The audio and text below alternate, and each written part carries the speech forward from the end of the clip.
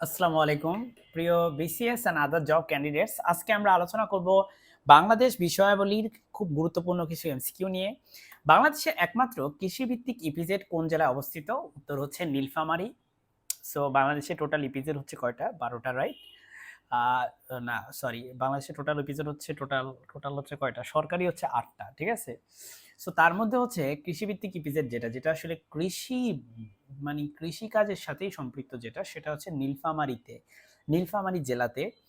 এবং এটার একটা নাম আছে কৃষিভিত্তিক ইপিজেডের, আমি নামটা এখন মনে করতে পারতেছি না। এটাকে বলা হয়, এটাকে বলে উত্তরা ইপিজেড।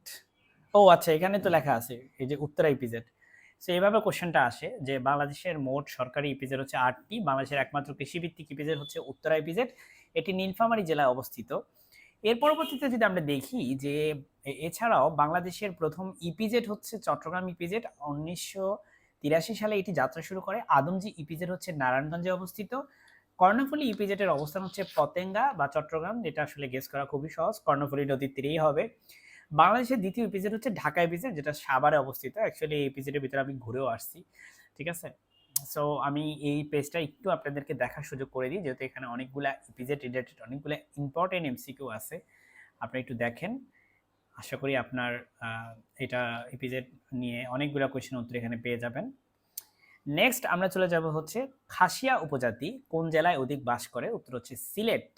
খাসিয়া উপজাতিরা হচ্ছে সিলেটে সবচেয়ে বেশি বাস করে। ভাওয়াইয়া বাংলাদেশের কোন অঞ্চলের গান? ভাওয়াইয়া বাংলাদেশের কোন অঞ্চলের গান? উত্তর হচ্ছে রংপুর। ভাওয়াইয়া হচ্ছে রংপুরের গান। আসলে এই গান রে ঘান বলা শুরু হয়েছে মোশাররফ করিমের একটা নাটক দেখে, মজা করতে করতে এখন গান রে ঘান বলে ফেলি, সরি। বাংলাদেশের প্রথম বেসরকারি ব্যাংক কোনটি? এটা হচ্ছে, আমি যতটুকু জানি, এবি ব্যাংক, মানে Arab Bangladesh bank, AB bank. বাংলাদেশের প্রথম বেসরকারি বাণিজ্যিক ব্যাংক হচ্ছে AB bank, right? AB bank প্রতিষ্ঠান লাভ করে ১৯৮১ সালের ৩১শে ডিসেম্বর। বাংলাদেশের রাষ্ট্রায়ত্ত বিশেষায়িত ব্যাংকের সংখ্যা ৩টি।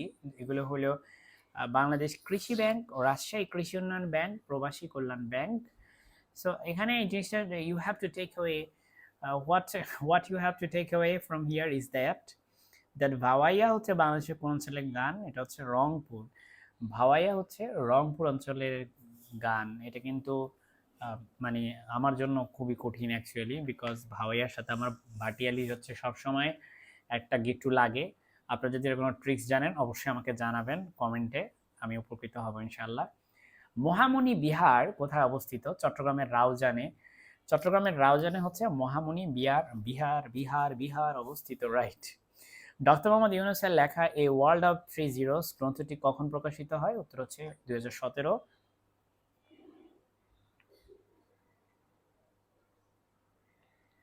বাংলাদেশের সবচেয়ে পূর্বের উপজেলা হচ্ছে থানচি। থানচি মূলত হচ্ছে বান্দরবানের একটা উপজেলা এবং সবচেয়ে দুর্গম জায়গার মধ্যে একটা হচ্ছে থানচি। উত্তরা গণভবন কোথায় অবস্থিত? উত্তর হচ্ছে নাটোর। যদিও মানুষ চিন্তা করবে যে উত্তরা গণভবন আবার কি জিনিস, আমি নিজেও জানি না, আপনারা যদি জানেন আমাকে জানাবেন। মশালডাঙ্গা ছিটমহল কোন জেলায় অবস্থিত? উত্তর হচ্ছে কুড়িগ্রাম। মশালডাঙ্গা ছিটমহল হচ্ছে কুড়িগ্রাম জেলায় অবস্থিত। এর পরবর্তীতে প্রশ্ন হচ্ছে স্থায়ী, আচ্ছা এই কোশ্চেনটা আমি একটু দেখাই আপনাদের, দেখেন, স্থায়ী স্থায়ী সালিশ আদালত কোথায় অবস্থিত? উত্তর হচ্ছে হেগ। হেগ হচ্ছে নেদারল্যান্ডের একটি শহর। আনন্দ বিহার কোথায় অবস্থিত? উত্তর হচ্ছে ময়নামতিতে। আনন্দ বিহার, এখানে একটা জিনিস খেয়াল করছেন, দুইটা বিহারের কথা আমরা এখানে দেখলাম, একটা হচ্ছে মহামণি বিহার, মহামণি বিহার হচ্ছে চট্টগ্রামের রাউজানে, আর আনন্দ বিহার হচ্ছে কোথায়? ময়নামতিতে, কুমিল্লার ময়নামতিতে হচ্ছে আনন্দ বিহার। জানি না কেন আনন্দ বিহার সেখানে। বাংলাদেশ কবে মায়ানমারের সাথে সমুদ্র সীমা বিরোধ জয়লাভ করে? 14ই মার্চ 2012। 14ই মার্চ 2012 এই তারিখে হচ্ছে বাংলাদেশ মায়ানমারের সাথে হচ্ছে কি, এটা কিন্তু পাই দিবস। 14ই মার্চ হচ্ছে পাই দিবস, উভয় মনে রাখা যেতে পারে। সমুদ্র বিরোধ নিষ্পত্তির জন্য বাংলাদেশের করা মামলায় মায়ানমারের বিপক্ষে 2012 সালে 14ই মার্চ ও ভারতের বিপক্ষে 2014 সালে 7ই জুলাই রায় প্রদান করে। এই জিনিসটা খুবই ইম্পর্টেন্ট, 2012 সালে 14ই মার্চ আর 2014 সালে 7ই জুলাই, এই দুটা রিটেনের জন্য অনেক বেশি ইম্পর্টেন্ট। মায়ানমারের সাথে রায়টি দেয় জার্মানির হামবুর্গে অবস্থিত সমুদ্র আইন বিষয়ক ট্রাইব্যুনাল ও ভারতের মামলাটির রায় দেয় নেদারল্যান্ডের হেগে অবস্থিত স্থায়ী সালিসি আদালত। সো আমরা যদি এই জিনিসটাও মার্ক না করি তাহলে হবে না, কারণ মায়ানমারের সাথে রায়টা কে দেয় এটা খুব ইম্পর্টেন্ট, আর ভারতের সাথে রায়টা দেয় কে এটাও খুবই খুবই খুবই খুবই ইম্পর্টেন্ট। আপনারা বলতে পারেন যে দুই জায়গায় কেন রায় দেওয়া হয়েছে, এক জায়গায় কেন না? কারণ হচ্ছে আসলে ভারত আসলে এই যে আন্তর্জাতিক সমুদ্র বিষয়ক ট্রাইব্যুনালের যত সম্ভব আমি জানি সদস্য না, যেটা হচ্ছে ইটলস বলি আমরা। সো ভারত হচ্ছে শুধুমাত্র স্থায়ী সালিসি আদালতের সদস্য। সো বাংলাদেশ যে স্থায়ী সালিসি আদালতে মামলা করছে, আর মায়ানমার হচ্ছে যেহেতু ইটলসের সদস্য, সো মায়ানমারের ইটলস যেহেতু হচ্ছে জার্মানির হামবুর্গে হচ্ছে ইটলসের হচ্ছে কি সদর দপ্তর বা যেটাই বলেন প্রতিষ্ঠান, সো সেখানে গিয়ে বাংলাদেশ মামলা করছে মায়ানমারের অ্যাগেনস্টে। নেক্সট কোয়েশ্চেন হচ্ছে ধীরে বহে মেঘনা বাংলাদেশের মুক্তিযুদ্ধের পটভূমিকায় নির্মিত একটি চলচ্চিত্রের নাম। এটির নির্মাতাকে? উত্তর হচ্ছে আলমগীর কবির। বাংলাদেশের একমাত্র নৃতাত্ত্বিক জাদুঘর কোথায়? উত্তর হচ্ছে চট্টগ্রাম। এই কোয়েশ্চেনটা অনেক বেশি ইম্পর্টেন্ট। বাংলাদেশের একমাত্র নৃতাত্ত্বিক জাদুঘর হচ্ছে আর কোথাও না, সেটা হচ্ছে চট্টগ্রাম। নৃতাত্ত্বিক জাদুঘর বাংলাদেশের একমাত্র জাতিতাত্ত্বিক বা নৃতাত্ত্বিক জাদুঘর চট্টগ্রামের আগ্রাবাদে অবস্থিত। বাংলাদেশের প্রথম জাদুঘর হলো রাজশাহীতে অবস্থিত বরেন্দ্র গবেষণা জাদুঘর। দেখছেন, এটা খুবই কনফিউজিং একটা বিষয়, খুব ইন্টারেস্টিং একটা বিষয় বটে, যে বাংলাদেশের প্রথম জাদুঘর কিন্তু বরেন্দ্র গবেষণা জাদুঘর, যেটা রাজশাহীতে অবস্থিত। বাংলাদেশের সংসদীয় ব্যবস্থা সংবিধানের কোন সংশোধনীর মাধ্যমে পুনঃপ্রতিষ্ঠিত হয়? বাংলাদেশের সংসদীয় ব্যবস্থা সংবিধানের দ্বাদশ সংশোধনীর মাধ্যমে পুনঃপ্রতিষ্ঠিত হয়। সংবিধানের এই কোশ্চেনটা খুবই খুবই খুবই খুবই ইম্পর্টেন্ট। নেক্সট কোয়েশ্চেন হচ্ছে 1991 সালে 6ই আগস্ট, এটা আসলে কোয়েশ্চেন না, এটা হচ্ছে like I am giving you some information. 1991 সালে 6ই আগস্ট পঞ্চম জাতীয় সংসদের সংবিধানের দ্বাদশ সংশোধনী পাশ হয়। সো এই সংশোধনীর মাধ্যমে বাংলাদেশের সরকার ব্যবস্থায় পরিবর্তন আনা হয়। রাষ্ট্রপতি শাসিত সরকার ব্যবস্থার পরিবর্তে সংসদীয় সরকার ব্যবস্থা পুনঃপ্রবর্তন করা হয়। এই জিনিসটা দ্বাদশ সংশোধনীতে করা হয়েছে। সো সংবিধান কিন্তু অলওয়েজই ইম্পর্টেন্ট, রিটেনের জন্য ইম্পর্টেন্ট, প্রিলির জন্য ইম্পর্টেন্ট, ইনফ্যাক্ট ভাইবার জন্য ইম্পর্টেন্ট। এ লক্ষ্যে ওই বছরের 15ই সেপ্টেম্বর অনুষ্ঠিত গণভোটে জনগণ সংশোধনীর পক্ষে সম্মতি দিলে 18ই সেপ্টেম্বর রাষ্ট্রপতি সংশোধনী বিলে স্বাক্ষর করেন। এর আগে 1975 সালে সংবিধানের চতুর্থ সংশোধনীর মাধ্যমে দেশে সংসদীয় সরকার ব্যবস্থার পরিবর্তে রাষ্ট্রপতি শাসিত সরকার ব্যবস্থা প্রবর্তন করা হয়। তার মানে 1975 সালে এই আকামটাকে করছে।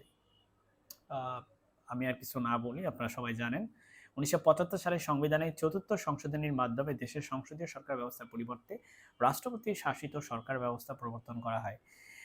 সো যদিও আমি আসলে সংসদীয় সরকার ব্যবস্থা ভালো, রাষ্ট্রপতি শাসিত সরকার ব্যবস্থা ভালো না এরকম দাবি করতেছি না, বিকজ আমার নিজস্ব অপিনিয়ন আছে, কিন্তু আমি সেটা এখানে দিব না, বিকজ এটা হচ্ছে পড়াশোনার প্ল্যাটফর্ম, এখানে আমার অপিনিয়নের কোনো সুযোগ, মানে অন্তত এই ধরনের অপিনিয়নের কোনো সুযোগ আমি দেখি না। লর্ড ক্যানিং ভারত উপমহাদেশে কোন ব্যবস্থা চালু করেন? ক্যানিং হচ্ছে পুলিশি ব্যবস্থা চালু করছে। লর্ড ক্যানিং হচ্ছে পুলিশি ব্যবস্থা চালু করছে, ঠিক আছে। সো লর্ড ক্যানিং 1856 থেকে 1862 সাল পর্যন্ত ভারতের শেষ গভর্নর জেনারেল ছিলেন উনি। তিনি ভারতের প্রথম ভাইসরয়, কারণ গভর্নর জেনারেল পদোন্নতি থেকে সেখান থেকে আর কি, মানে বলতে পারেন যে এক টাইপের পদোন্নতি হয়ে পদের নাম চেঞ্জ হয়ে ওই পদটাকে বলা হয়েছে ভাইসরয় পদ, আর কিছু না। তার প্রশাসনের সময় সবচেয়ে গুরুত্বপূর্ণ ঘটনা হলো 1857 সালে সিপাহী বিদ্রোহ এর শুরু। তার মানে সিপাহী বিদ্রোহ আসলে লর্ড ক্যানিং এর সময়কার ঘটনা। লর্ড ক্যানিং বিদ্রোহটি দমন করেন এবং 1858 সালে পার্লামেন্টারি আইন পাস হয়।